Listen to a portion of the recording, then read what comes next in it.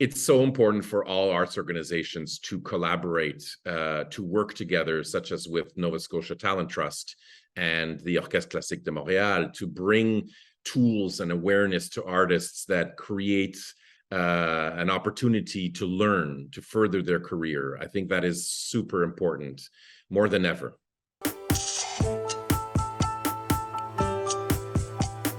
Websites have evolved recently in the last few years in that the simpler, the easier to use, the better. It's all about quickness, because nobody has time to look where's the link and how to find the link. And as long as the links are clear and clearly defined, I think that's number one. Number two is a look. You have to find a look for the website, as long as it's professional and that it represents who you are, is also very important. Number three is the accuracy of the information.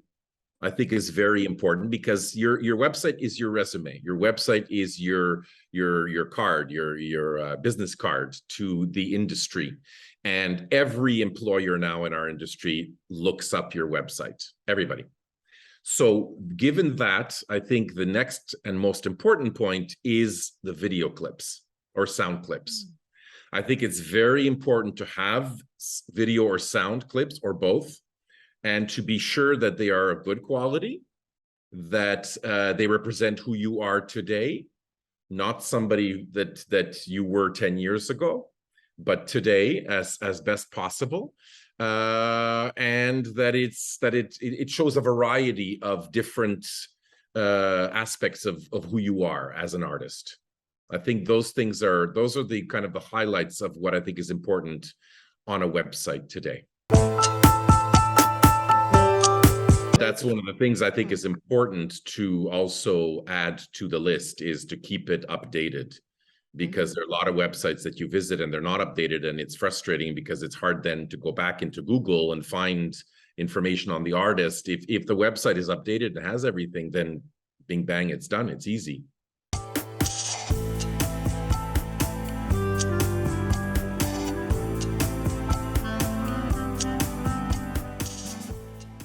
Let's distinguish the difference between a bio and a resume, because I think that's important. And I think a website can host both. I think a bio is prose form, sentence form. So I think not too long, short to the point, with all the details, without too many quotations from reviews, because I think if artists use too many reviews and too many of those, then producers don't really look at those, honestly. Those are for marketing purposes, which is wonderful, but from a producer perspective, those are superfluous. So that's one. And the bio, again, has to be updated as much as possible.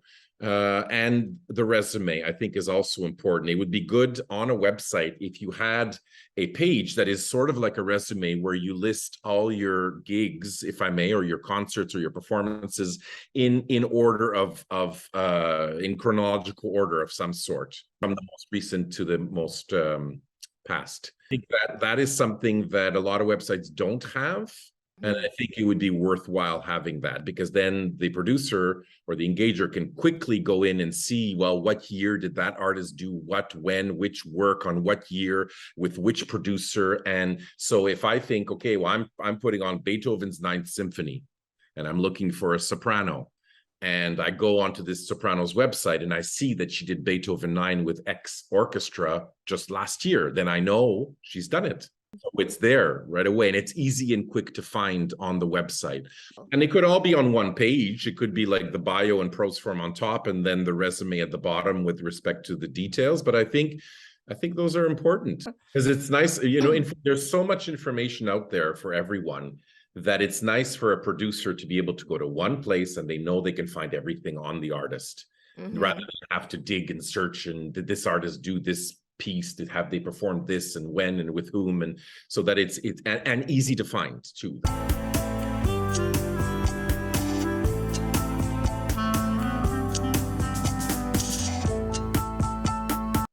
Well, there's a bit of an order, in that you first do a Google search on an artist to see what comes up first, whether it's a review, whether it's their bio, whether it's their website, whether it's artists, if they were featured in an article recently. So that Google is number one. Then obviously the website. And then if you're interested in interacting or possibly hiring the artist and you don't know enough about them, or and you want to find out what kind of a person you're looking to hire, then you go to the social media. That's sort of the last thing, because that's the more personal thing, and that's the side that you want to look at when you're serious about maybe hiring somebody and you're kind of not sure, but you want to see, are they active on social media? Are they going to give us more exposure? Are they going to help us with promoting the concerts? Those things now count more than ever before, than they ever have before. It's wonderful in that it's interactive, it's easy, but it takes a lot of time. So I understand that for young artists, it's you have to spend some time. You have to spend some time getting to know it and how to publish, what to publish, when to publish, all that stuff.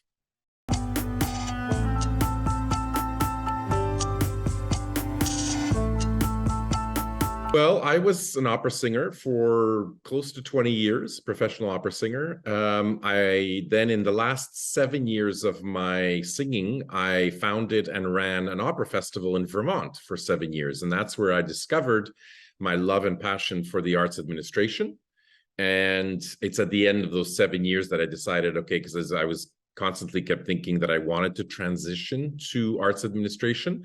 And it took me 7 years, but then I finally bit the bullet and went into arts admin full time, and have been doing that for now over 10 years and love it.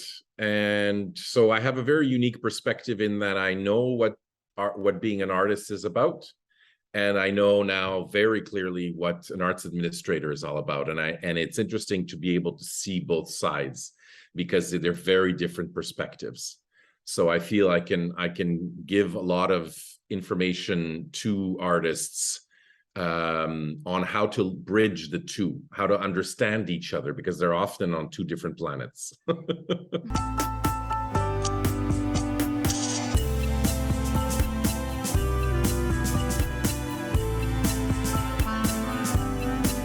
Well, before I even went into my music studies, I did a Bachelor of Economics. So I always had a strong love and appreciation for the economy, for everything that's business, everything about how the world runs with respect to the economy. So on that side, that was always inherent in me. And throughout my singing career, I always admired the administrators, because I found that what they do is important, because it creates work for the artists. So I always kind of was interested in it. So throughout my whole singing career, I always kept thinking about an administration career, and then finally decided to do it because I discovered that I was good at it, I guess, and that I enjoyed it. And what's good about it also is that I feel that I can have much more say, or I can make a difference on the admin side.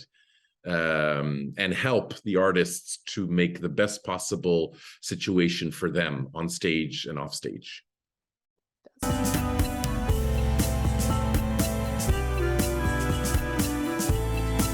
I think arts administration is its own thing, and you have to have an interest and a passion for it, just like you have to have an interest and a passion for being a performer. And if you don't have that passion, go do something else, because life is too short. That's the way I think, and each career is a difficult one. And so if you don't have the passion and the interest, well, it's not going to drive you to work through the difficulties of those careers. So I think it's important to really have a passion for it, for whatever you're doing, whether it's administration or performing. And that will really get you to the next level at every step of your career.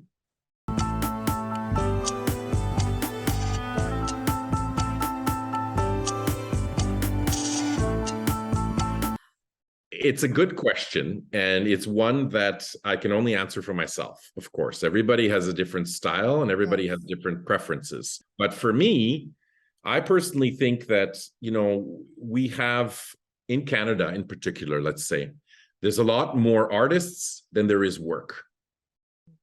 So that being said, I think the squeaky wheel gets the oil.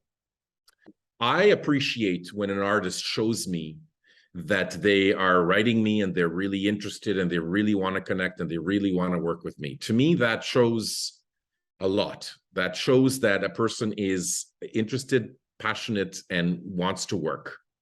So on that, and also because there's so many artists, I think you run the danger of disappearing if you don't take the effort of writing to people, to producers or whoever is willing to hire you. So you have to push yourself. As an artist, you have to be your own impresario.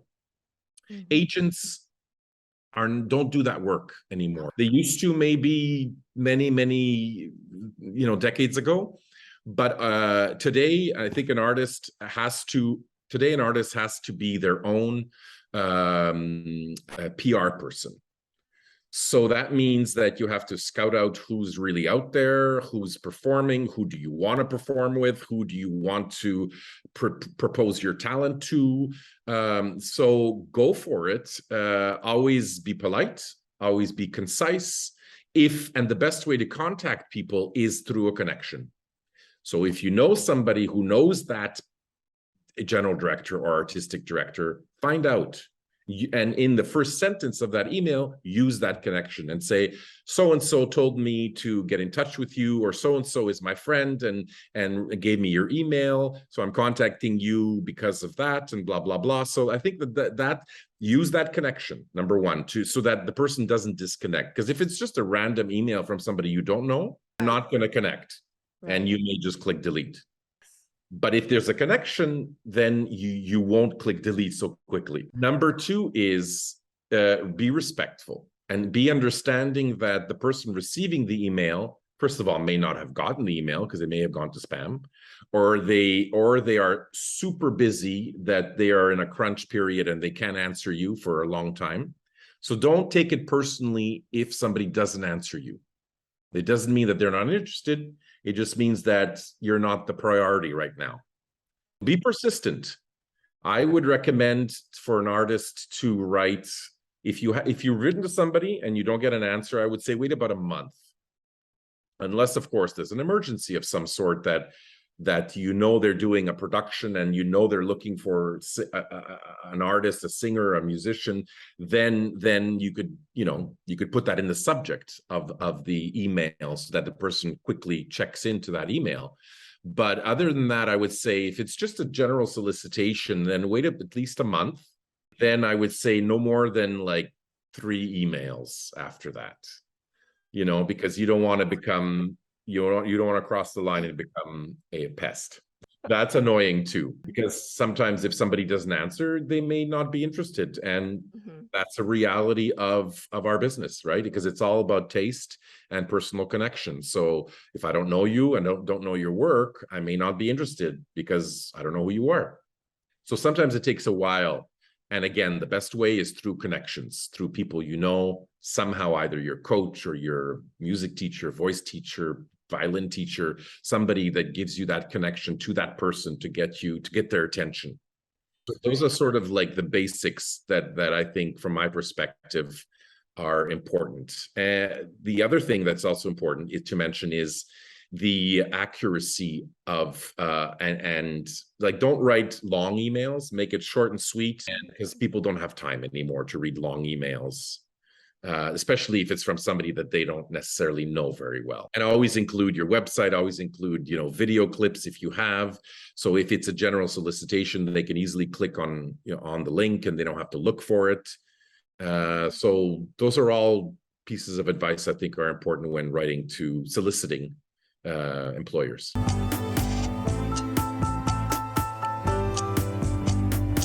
Yes, I have been mentored, and I think mentoring is one of those things throughout the centuries that is a much needed thing in all industries, but particularly in music, because it's who mentors you that will determine where your next level of your career goes. My mentorship programs that I went through were the summer programs, such as Tanglewood Music Festival, such as the Aspen Music Festival, and Ravinia. So those 3 in the US.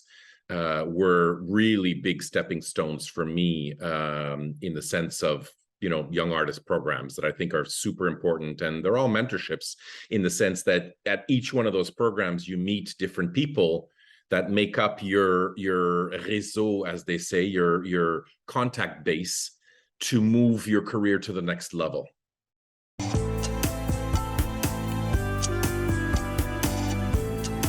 I think mentorship can be had in many different forms and structures, in that it could be, a mentor could be your music teacher. A mentorship could be a professional colleague that maybe is at a much more senior level than you, who could help guide you if you click, if you get along. It could also be an employer. It could be somebody who's hired you and offered you work and really likes you, and you connect and you stay in touch with that person afterwards. That is a form of mentorship. So there's so many various kinds of mentorships and they're all valuable in really helping a young artist move to the next level and to, offer opportunities, because I think that that's something that is invaluable in our career.